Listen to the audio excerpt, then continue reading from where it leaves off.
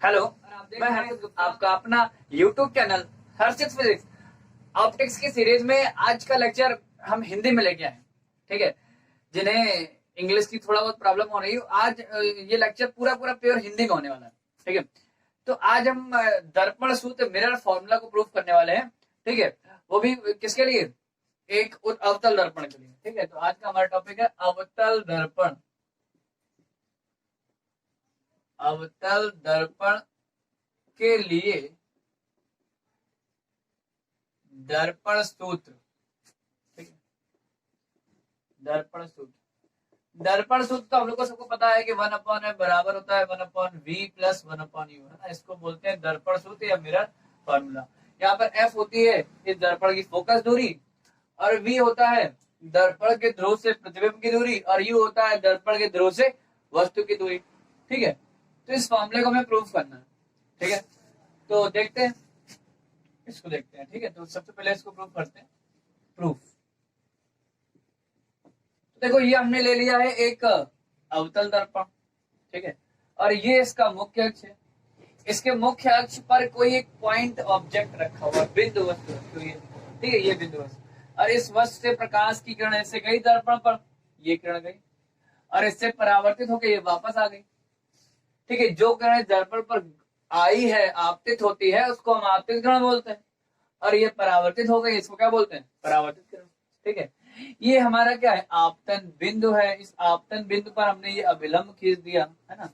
इतना तो है, ये अभिलंब सी से जाएगा, वक्रता केंद्र से जाएगा, है ना। क्योंकि हम लोग को पता है ना, कोई भी अगर हम जैसे गोला खींचे, अब ये गोला है और इस गोले के किसी भी पॉइंट पर अगर हम एक सरफेस पर 90 डिग्री का एंगल बनाते हुए एक लाइन खींचे, तो वो लाइन हमेशा केंद्र से जाती है। ठीक है, यहाँ पर वही बात है ना। इसका मतलब यहाँ पर भी ये लाइन सी से जाएगी, है ना। ये अभिलंब जो है यहाँ पर सी से जाएगा। ठीक है, अच्छा, अब ये यहां से प्रकाश किरण गई है, ठीक है, और ये ऐसे गई, ऐसे वापस आ गई। दूसरी किरण हमने सीधे ले लिया ऐसे। अब हम लोग को पता है कि जो प्रकाश किरण सी से जाती है वो सी से ही परावर्तन के बाद वापस भी आती है। तो एक किरण ऐसे गई और एक और वापस आ गई यहाँ से। देखो, एक परावर्तित किरण ये आ रही है और एक परावर्तित किरण ये आ रही है, दोनों ये किरणें इस पॉइंट पर मिल गई हैं, तो ये पॉइंट क्या हो गया? इमेज हो गया, प्रतिबिंब हो गया। ये वस्तु है और ये क्या है? प्रतिबिंब है। इस वस्तु का ये प्रतिबिंब बन गया। इस वस्तु की दर्पण के जो ध्रुव से दूरी होगी, इसको हम लोग क्या बोलेंगे? u बोलेंगे। और ये जो प्रतिबिंब है, इसकी जो दर्पण के ध्रुव से दूरी है, इसको हम लोग v बोलेंगे। और जो सेंटर है, वक्रता केंद्र है, उसकी जो दूरी है, उसको हम लोग r बोलेंगे। ठीक है, ये हो गया। अब देखते हैं, अब हमें यहाँ पर इस वाले एंगल को हम अल्फा मान लेते हैं, इस वाले कोण को अल्फा मान लेते हैं, इस वाले कोण को बीटा मान लेते हैं, और इस वाले कोण को गामा मान लेते हैं। किसी को भी मान लो, इसको अल्फा बीटा गामा किसी को मान लो। ठीक है, अब समझना, अब यहाँ पर हम बहिष्कोण प्रमेय का यूज करने वाले हैं। बहिष्कोण प्रमेय क्या होती है, इसको देख लें। तो बहिष्कोण प्रमेय सिंपल इतनी है कि अगर कोई त्रिभुज है या किसी भी त्रिभुज की एक भुजा को बढ़ा दे, तो जो बनने वाला बहिष्कोण होता है वो शेष दो अंतःकोणों के योग के बराबर होता है। ये होती है बहिष्कोण। ठीक है, तो जैसे सीन देख लो, ये एंगल 1 मान लो, इसको 2 मान लो, इसको 3 मान लो, इसको 4 मान लो, तो हम ये बोल रहे हैं कि एंगल 1 प्लस एंगल 2 जो होगा वो एंगल 4 के बराबर होगा। ये बात, ये बहिष्कोण शेष दो अंतःकोणों के योग के बराबर होता है। ठीक है, इसको सिंपली हम प्रूव भी कर सकते हैं 1 मिनट में। भाई देख लो, अगर किसी त्रिभुज के तीनों कोणों का योग देखें तो angle 1 plus angle 2 plus angle 3 equal to कितना होगा? 180 होता है। किसी त्रिभुज के तीनों कोणों का योग 180 होता है। ठीक है, और इसका देखो 3 और 4 का योग भी 180 होगा, क्योंकि एक ही रेखा बन रहा है। तो एंगल 3 प्लस एंगल 4 ये भी कितना होगा? 180। अगर दोनों को हम बराबर करते हैं, दोनों के राइट हैंड साइड बराबर है, दोनों के लेफ्ट हैंड साइड को बराबर कर दोगे तो क्या आ जाएगा? बताओ, angle 1 plus angle 2 plus angle 3 equal to angle 3 plus angle 4। तो सिंपली क्या होगा? एंगल 3 से कट के देखो, यही तो आ जाएगा, है ना। तो ये इस बात का हम यहाँ यूज करेंगे बस। ठीक है, इस बहिष्कोण प्रमेय का हम यहाँ पर यूज करने वाले हैं। ठीक है, देखते हैं, चलो अब हम देखते हैं यहाँ पर एक त्रिभुज लेते हैं। भाई बहिष्कोण प्रमेय यूज करेंगे तो त्रिभुज लेंगे कोई, है ना। तो सबसे पहले हम देखो ये वाला त्रिभुज लेते हैं। ठीक है भाई, ये आपतित किरण, ये विलंब, इसके बीच का कोण आपतित कोण हो गया आई, और ये परावर्तित किरण, ये विलंब, इसके बीच का जो कोण हो गया परावर्तन कोण हो गया आर। ठीक है, और ये है पॉइंट ऑफ इंसिडेंस, या बोलो तो आपतन बिंदु, इसको कुछ मान लेते हैं एम मान लेते हैं। ठीक है, अब देखो ये जो त्रिभुज दिख रहा है, इस सबसे पहले हम देखते हैं त्रिभुज ओ सी एम। ठीक है। त्रिभुज OCM में हम क्या यूज कर रहे हैं, बहिष्कोण प्रमेय। तो बहिष्कोण प्रमेय के साथ देखो इस वाली भुजा को बढ़ाया गया, देखो ये त्रिभुज है, ये त्रिभुज, इस त्रिभुज में देखो इस वाली भुजा को बढ़ाया गया, तो ये क्या बन रहा है, बहिष्कोण बीटा बन रहा है। ये बराबर होगा शेष दो अंतःकोणों मतलब अल्फा प्लस आई के। तो यहाँ पर बीटा बराबर होगा अल्फा प्लस आई के, ठीक है। इसको इक्वेशन फर्स्ट मान लेते हैं। इसके बाद फिर हम देख रहे हैं ये पूरे त्रिभुज में, ये देखो त्रिभुज OIM, ये वाला इस OIM में देखते हैं। त्रिभुज OIM में फिर से हम बहिष्कोण प्रमेय लगाने जा रहे हैं। देखो OIM में OI ये भुजा है, इस भुजा को बढ़ाया गया ऐसे, तो ये बन रहा बहिष्कोण। तो ये गामा होगा, ये बराबर होगा शेष दो अंतःकोणों के होकर बराबर, मतलब अल्फा प्लस ये पूरा एंगल है कितना, I प्लस आर। तो मतलब यहाँ आएगा कितना, गामा बराबर alpha plus I plus R, यही तो आएगा। अब हम लोग को परावर्तन का नियम पता है कि I और R बराबर होते हैं, है ना। हम लिख सकते हैं परावर्तन के नियम से, परावर्तन का नियम है क्या, I बराबर R होता है। तो अगर I बराबर R यहाँ रख दें, एक काम करते हैं R की जगह I रख देते हैं, ठीक है। तो ये 2I हो जाएगा। तो यहाँ से गामा बराबर आ गया अल्फा प्लस 2I, ठीक है, ये आ जाएगा। अब इस समीकरण 1 से अगर हम I का मान निकाल के यहाँ रख दें तो क्या आएगा, ठीक है। हम फ्रॉम इक्वेशन फर्स्ट इक्वेशन से I की वैल्यू निकालोगे तो आएगा बीटा माइनस अल्फा, इसको यहाँ रख दो। तो गामा इक्वल टू आएगा अल्फा प्लस, और इसकी रखोगे 2 और बीटा माइनस अल्फा, ठीक है। इसका अंदर गुणा करा दो तो गामा इक्वल टू आ गया alpha plus 2 beta minus 2 alpha. 2 ये आएगा alpha minus 2 alpha, minus alpha आ जाएगा, मतलब आएगा 2 beta minus alpha, minus alpha को उधर भेज दो तो आएगा प्लस अल्फा। तो ज्यादा वो क्या आएगा, 2 बीटा इक्वल टू आएगा अल्फा प्लस गामा, ठीक है। तो ये हमारे पास अल्फा बीटा और गामा में एक रिलेशन आ गया, एक समीकरण आ गया जिसमें अल्फा है, बीटा है और गामा है, आई और आर नहीं है, है ना। यही हमें करना था बेसिकली, कि आई और आर को हटाना था, ठीक है। अब देखो अल्फा बीटा गामा बहुत छोटे कोण है यहाँ पे, क्यों, क्योंकि हमने बोला एक पॉइंट ऑब्जेक्ट, एक बिंदु वस्तु। अगर बिंदु वस्तु सोचो यहाँ से हम एक टॉर्च लगाएं, तो टॉर्च हम यहाँ से लगाएंगे तो जो लाइट है वो इसके जस्ट बगल से ही तो चली जाएगी, है ना, बहुत कम उड़ पाएगी। हालांकि हमने इतना ज्यादा दिखा दिया है कि चित्र थोड़ा कॉम्प्लिकेटेड ना हो, सिंपल सिंपल है, इसलिए हमने दिखा दिया थोड़ा सा एंगल बड़ा, ठीक है। वास्तव में अल्फा बीटा गामा बहुत छोटे कोण है, ठीक है। और अगर अल्फा बीटा गामा बहुत छोटे कोण है तो अल्फा का मान लगभग बराबर होगा tan अल्फा के, और बीटा का मान लगभग बराबर होगा tan बीटा के, और गामा का मान भी लगभग बराबर होगा tan गामा के, ठीक है। दो बातें, एक तो अगर कोई कोण बहुत छोटा है, मतलब लगभग 10 डिग्री से भी कम, और वो कोण रेडियन में नापा जा रहा है, तो वो जो कोण है मतलब वो थीटा जो है वो लगभग बराबर होता है tan थीटा के, और वही लगभग बराबर होता है sin थीटा के, ठीक है। मतलब हम क्या बोल रहे हैं जरा इसको समझ लेते हैं। हम ये बोल रहे हैं कि अगर थीटा जो है बहुत छोटा कोण है, ठीक है, और उसको डिग्री में नहीं रेडियन में नाप रहे हैं, तो जो थीटा का मान है वो लगभग बराबर होता है tan थीटा के, और थीटा का मान लगभग बराबर होता है sin थीटा, ठीक है। sin थीटा और tan थीटा का मान थीटा के दोनों के लगभग बराबर होता है, ठीक है। फिर कैसे होता है इसको भी जरा देख ही ले थोड़ा सा सिंपली, एक बात समझ भाई। हम बोल रहे हैं थीटा बहुत छोटा कर दो, तो एक ऐसा त्रिभुज बनाओ जहां पर थीटा बहुत छोटा कर दो, ठीक है। चलो देखो बनाते हैं। इसे मान लेते हैं कि ये ले लो, ये हमने एक त्रिभुज बना दिया, ठीक है। इस त्रिभुज में ये वाला कोण थीटा है, बहुत छोटा कोण, ठीक है। अच्छा अगर इसमें कहें कि हम tan थीटा निकालो, भाई इस त्रिभुज में ये लंब है, इसको L मान लो, और ये आधार है, इसको A मान लो, ठीक है। तो अगर इस त्रिभुज में हम कहें कि tan थीटा निकालो तो क्या आएगा बताओ, tan थीटा बराबर आएगा लंब बटे आधार, मतलब L बटे A तो आएगा, ठीक है। अच्छा अब एक बात समझ भाई, अगर ये थीटा बहुत छोटा है तो ये जो लंबाई दिख रही है, ये जो ऊंचाई दिख रही है बहुत छोटी होगी, नहीं होगी, होगी। और अगर छोटी होगी तो हम इसको, इस छोटी सी लंबाई को जो एक सरल रेखा है, इसको हमें एक बड़े से वृत्त का छोटा सा चाप मान सकते हैं।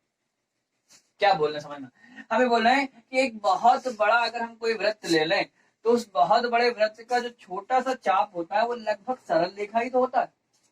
हाँ अरे जैसे हम लोग की पृथ्वी है, अब हम लोग की पृथ्वी इतनी बड़ी है, तो अब हम लोग की जो जमीन है उस वो वास्तव में कर्व है, मुड़ी हुई है, लेकिन जितनी दूर तक जमीन हम देख पाते हैं वो हम लोग को प्लेन दिखती है ना। तो वही बात है कि पृथ्वी इतनी बड़ी है, उसका अगर छोटा सा एरिया हम लें, छोटा सा क्षेत्रफल लें, तो वो हमको लगभग प्लेन ही समझ आता है। वही बात है कि अगर एक बहुत बड़ा वृत्त ले लो और उसकी छोटा सा चाप ले लो, तो वो चाप लगभग सरल रेखा होगा। तो यहाँ पर बात है, ये चाप सरल रेखा होगा, है ना। तो हम ये बोल रहे हैं कि इसको, जो छोटी सी लंबाई है सरल रेखा, इसको अगर हम एक चाप मान लें तो हम एक बड़ा सा वृत्त बना सकते हैं। ठीक है, नहीं बना सकते, बिल्कुल बना सकते, बड़ा सा वृत्त। और अगर हम इसको वृत्त बना सकते हैं तो जब देखो हमारे पास एक कोण का फॉर्मूला है, कोण बराबर होता है चाप बटे त्रिज्या। ठीक है, एक फॉर्मूला हम लोगों ने पढ़ा है, कोण बराबर चाप बटे त्रिज्या। ठीक है, तो अगर ये बड़ा सा वृत्त बन गया तो ये इसका एक छोटा सा चाप बन गया, तो फिर इस चाप के द्वारा ये जो कोण बनेगा ये केंद्र हो गया एक तरह से। ठीक है, और जो ये हो जाएगी वो त्रिज्या हो जाएगी। तो इसका मतलब अगर कोण की बात करो, थीटा निकालो, तो क्या आएगा, चाप मतलब एल और बटे त्रिज्या मतलब ए, यही तो आएगा। अरे अगर इस बड़े से वृत्त में देखो, इस वृत्त में ये क्या है, छोटा सा चाप, और इस चाप के द्वारा केंद्र पर बनने वाला कोण थीटा है, और इसकी त्रिज्या ए हो जाएगी। तो देखो कोण बराबर चाप बटे त्रिज्या आ गया। देखो ये देखो और ये देखो, दोनों बराबर ही तो लिखे। इसका थीटा का मान किसके बराबर है, tan थीटा के बराबर है ना। तो यहाँ पर हम लिख सकते हैं कि थीटा का मान किसके बराबर होगा, लगभग tan थीटा के बराबर होगा। लेकिन ये कब हमने बोला, ये जब बोला जब ये लाइन बहुत छोटी हो, ये लाइन इतनी छोटी हो कि हम इसको एक बड़े से वृत्त का चाप मान पाए, है ना। हालांकि चाप तो वक्र के रूप में होता है, लेकिन हमने बोला ना कि एक बड़ा सा वृत्त लेंगे, उसका छोटा सा जो चाप होगा उसको लगभग सरल रेखा मान सकते हैं। ठीक है, तो इस तरह से हम बोल सकते हैं कि थीटा का मान लगभग tan थीटा के बराबर होता है। ऐसे साइन थीटा का मान भी लगभग थीटा के बराबर होता है। अरे भाई देख लो ना, ऐसे भी समझ लो कि जैसे हम तुमसे कहें कि हमने बोला थीटा बहुत छोटा हो, है ना। अब थीटा कितना छोटा ले, चलो मान लो 30 डिग्री ले लेते हैं, हालांकि 30 डिग्री बड़ा कोण है, ठीक है, 10 डिग्री से कम होना चाहिए, लेकिन फिर भी हम तुम्हें दिखाते हैं कि 30 डिग्री में भी ये लगभग बराबर ही हो जाएगा। ठीक है, फॉर एग्जांपल के लिए हम थीटा का मान 30 ले लेते हैं। ठीक है, और थीटा का मान 30 डिग्री है, इसको अगर रेडियन में चेंज करें तो थीटा बराबर क्या आएगा, देखो 30 इंटू क्या, पाई बाई 180 से कट जाएगा तो आएगा थीटा बराबर पाई बाई 6, है ना। पाई बाई 6, अगर पाई की वैल्यू रख दो 3.14 अपॉन 6, तो ये आएगा पता कितना, काटेंगे अगर ये 3 होता तो ये 0.5 आ जाता आधा, लेकिन 3 से थोड़ा बड़ा है, 3.14 है, तो ये अप्रोक्सीमेट आएगा 0.52 आएगा समथिंग। ठीक है, अच्छा, तो थीटा का मान कितना आया, 0.52 रेडियन आया। इस समय जरा साइन थीटा का मान बताओ, साइन थीटा मतलब साइन 30 का मान बताओ कितना होता है। अरे हम लोग को सबको पता है साइन 30 का मान कितना होता है, साइन 30 का मान होता है 1/2, 1/2 बोले तो आधा, 0.5। अब देख लो भाई, थीटा का मान हमने 30 डिग्री लिया है, तब साइन थीटा का मान 0.5 आ रहा है और थीटा का मान 0.52 आ रहा है। ठीक है, ये बिल्कुल बराबर तो नहीं है, लेकिन लगभग बराबर है ना, बोल सकते देखो पॉइंट के एक डिजिट दोनों बराबर ही है ना। अगर थीटा का मान 10 डिग्री से कम कर दोगे तो ये दोनों मान पॉइंट के 4 डिजिट तक या 3 डिजिट तक या 5 डिजिट तक बराबर आ जाएंगे। तो अगर कोई मान पॉइंट के 4-5 डिजिट तक बराबर आ रहा तो हम बोल देंगे कि लगभग बराबर ही आ रहे हैं ना।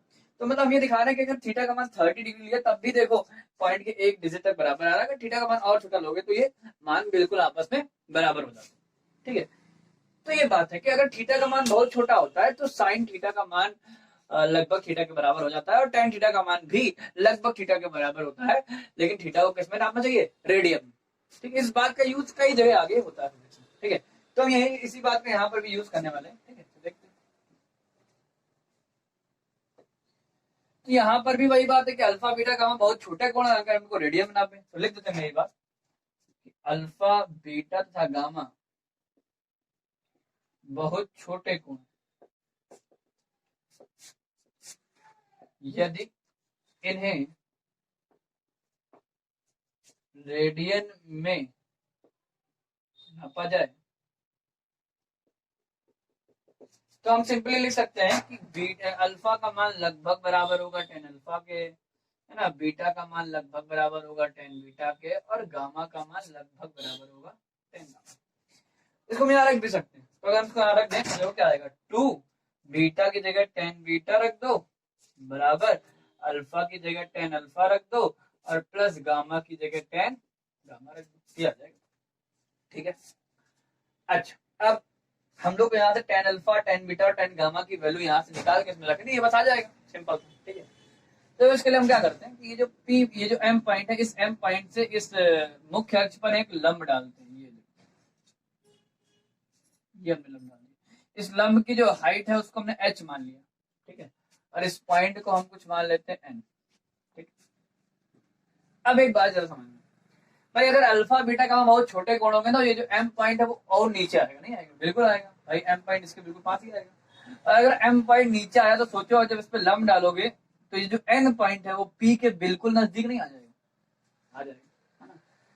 तो अगर इसको रियल में डायग्राम देखा जाए तो बात ये है कि अल्फा बीटा गामा बहुत छोटे हैं, तो ये जो एन पॉइंट है ना, जो ये पॉइंट एम है, ये कहाँ किस तरफ जाएगा? पी की तरफ। मतलब जो एनपी जो डिस्टेंस है, एनपी जो दूरी है, ये नगण्य है, नेग्लिजिबल है, इसको हटा ही दो।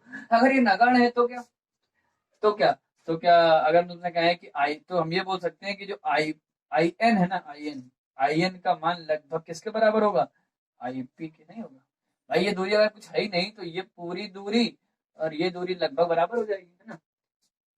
ऐसे यहाँ से यहाँ से यहाँ तक की दूरी और यहाँ से यहाँ तक की दूरी लगभग बराबर है, ऐसे यहाँ से यहाँ तक की दूरी और यहाँ से यहाँ तक की दूरी भी लगभग बराबर है, ठीक है। तो जरा देखो हम क्या करते हैं, टेन बीटा की वैल्यू रखते हैं। टेन बीटा की वैल्यू निकालने के लिए देखो, ये त्रिभुज दिख रहा है, कौन सा? C N M.